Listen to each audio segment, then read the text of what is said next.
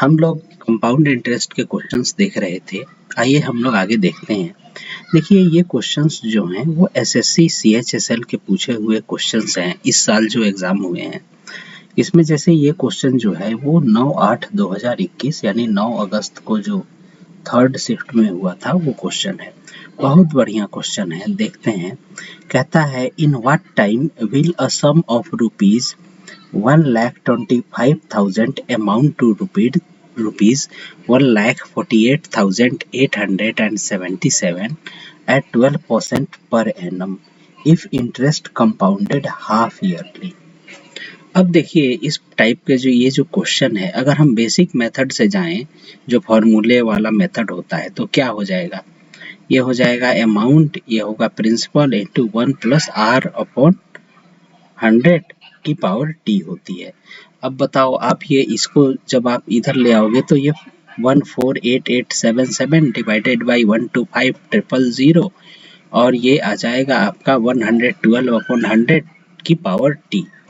तो ये इसका ये जो है ये इसको सॉल्व करना कितना मुश्किल काम है। ये ऐसे नहीं निकाल सकते टाइम पीरियड, ठीक है। तो अब हम करेंगे कैसे?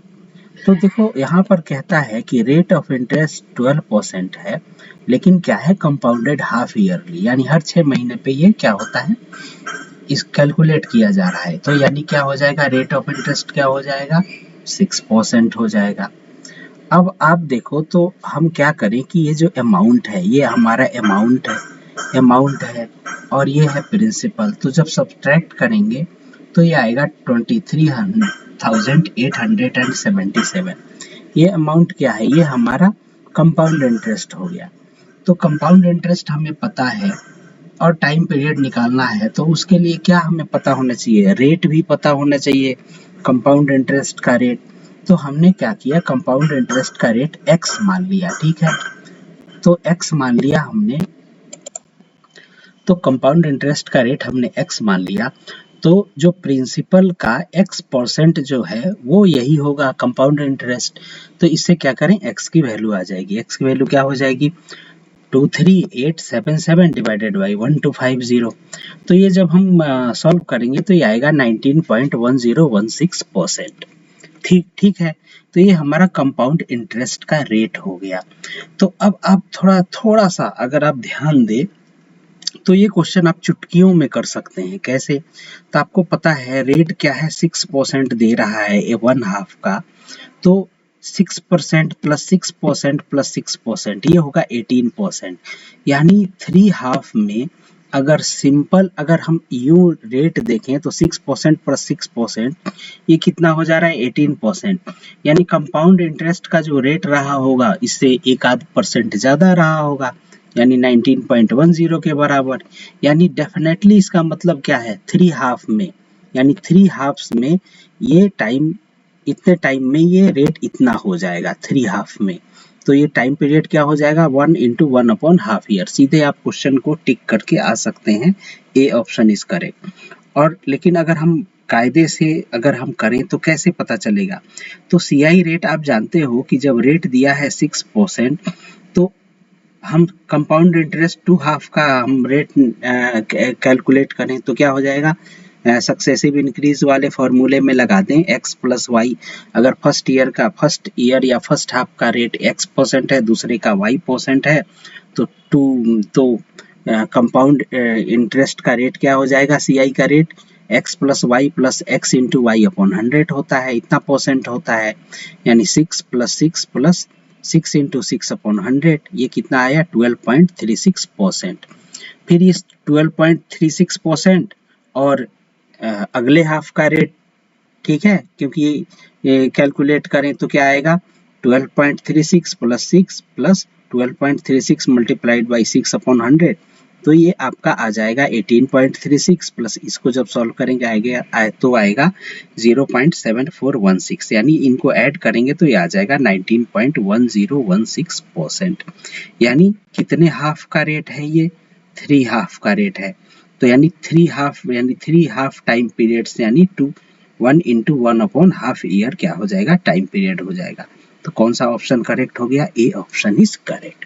तो इस प्रकार से हम इन क्वेश्चंस को करते हैं, ठीक है। आइए अगले क्वेश्चन की ओर चलते हैं।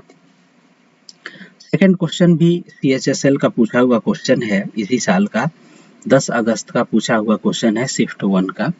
कहता है the simple interest on a sum of ₹12,000 at the end of 5 years is ₹6,000. What would have been the compound interest on the same sum at the same rate for 3 years when compounded annually? तो यहाँ देखिए हमें क्या दे रखा है कि ये principal है और 5 ईयर टाइम पीरियड है और ये क्या है, सिंपल इंटरेस्ट है। तो इससे हम क्या करेंगे, इससे हम रेट फाइंड आउट कर लें, ठीक है। तो उस फॉर्मूले में लगा दें, simple interest is equal to P into R into T upon 100। Simple interest है 6000, प्रिंसिपल है 12000 multiplied by R into time period time 5 upon 100। ये क्या हो जाएगा, R की वैल्यू आ जाएगी 10%। अब क्या है कि ये जो है रेट हमारा आया 10%, ठीक है।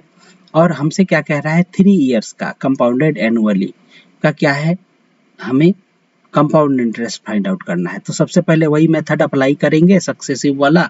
इससे हम क्या करें, CI का रेट फाइंड आउट कर लें 3 इयर्स का। तो आप जानते हो कि CI का सक्सेसिव रेट का फॉर्मूला क्या होता है, x पहले ईयर और दूसरे ईयर का, अगर x और y हो, रेट हो फर्स्ट ईयर का x%, सेकेंड ईयर का y%, तो CI रेट क्या होगा, 2 ईयर का x plus y plus x into y upon 100। तो यहाँ पर x और y दोनों 10 है, तो यानी 10 प्लस 10 इंटू 10 अपॉन 100, ये आया आपका 21%।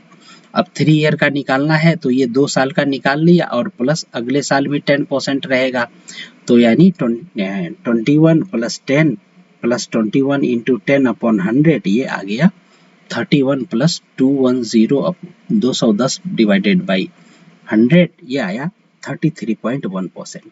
यानी कंपाउंड इंटरेस्ट का रेट आ गया 33.1%। तो कंपाउंड इंटरेस्ट क्या हो जाएगा, प्रिंसिपल मल्टीप्लाइड बाई उसका 33.1%। अब हम क्या करें, यहाँ पर डिजिटल आप कैलकुलेशन करना चाहें तो कैलकुलेट कर लीजिए या डिजिटल सम लगा दीजिए। तो हमने यहाँ डिजिटल सम लगाया है, इसको भी, ये भी आना चाहिए आपको, क्योंकि एग्जाम में अगर आपको समय बचा रहे हैं, अगर आपका आंसर निकल आता है तो इसमें कोई बुराई नहीं है। तो डिजिटल सम या C9 मेथड कैसे लगाते हैं, तो यहाँ देखिए। तो ये क्या है, 12,000 का 33.1%। तो डिजिटल सम ये क्या होगा, 12,000 का 2 प्लस 1, ये क्या हो गया, 3 हो गया। और इसका डिजिटल सम क्या हुआ, 3 प्लस 3 प्लस 1 यानी 7 हो गया। तो मल्टीप्लाई करेंगे तो क्या होगा, 21 आएगा। तो ये क्या हो जाएगा, डिजिटल सम 2 प्लस 1 यानी 3 हो गया। अब क्या है कि हमारा आंसर ऐसा होना चाहिए जिसका डिजिटल सम 3 आए। तो हम ए ऑप्शन को देखें तो 3970। तो जब आप सम करेंगे तो 9 का तो डिजिटल सम ये 0 हो जाता है, 7 प्लस 3 यानी 10 हुआ, तो डिजिटल सम क्या हो गया, 1 प्लस 0 यानी 1 हो गया। तो ये 3 के बराबर नहीं है, ठीक है, तो यानी ये ऑप्शन नहीं हुआ। फिर भी ऑप्शन पे जाते हैं, यहाँ 9 है तो 9 ये 0 हो गया। फिर क्या है, 7 और 3 10 और 2 12 हुआ, यानी 1 प्लस 2 यानी डिजिटल सम 3 हुआ। तो डिजिटल सम 3 के बराबर आ रहा है, यानी ये ऑप्शन करेक्ट हो सकता है। लेकिन हमें बाकी के 2 ऑप्शन भी चेक कर लेने चाहिए। तो ये 6 प्लस 3 यानी 9 हो गया, ये तो ऑलरेडी ये 0 हो गया। इसको देखते हैं, 5 प्लस 2 7 और ये 2 9, यानी इसका भी 0 हो गया। यानी कौन सा ऑप्शन करेक्ट है, B option is correct. Digital sum इसका 3 आ रहा है और इन दोनों का मल्टीप्लाई करने पे भी डिजिटल सम 3 आ रहा है, यानी कि हमारा कौन सा ऑप्शन करेक्ट होगा, बी ऑप्शन इज करेक्ट। और अगर आप सॉल्व करना चाहें तो 12,000 का 33.1% निकाल लीजिए, ये आपका आएगा 3972 के बराबर। तो इस प्रकार से हम इन क्वेश्चंस को करते हैं। उम्मीद है आपको ये क्वेश्चन समझ में आए होंगे।